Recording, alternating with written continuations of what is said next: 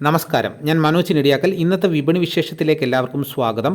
ആഭ്യന്തര വാങ്ങലുകാരിൽ നിന്നും കുരുമുളകിന് ആവശ്യം ഉയരുന്നത് മുൻനിർത്തി കേരളത്തിലെയും കർണാടകത്തിലെയും സ്റ്റോക്കിസ്റ്റുകൾ വിൽപ്പന കുറച്ചു.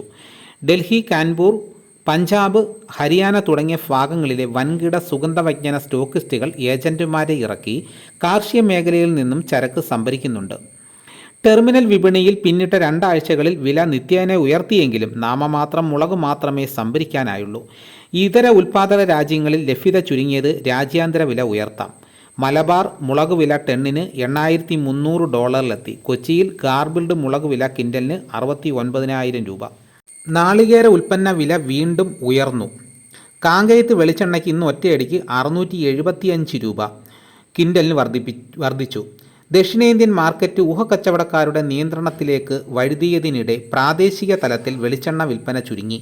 ഉപഭോക്താക്കൾ വിലക്കുറവുള്ള മറ്റ് പാചക എണ്ണയിലേക്ക് ചൂടുമാറ്റുന്നതായാണ് വ്യാപാര രംഗത്തെ ചലനങ്ങൾ വ്യക്തമാക്കുന്നത്.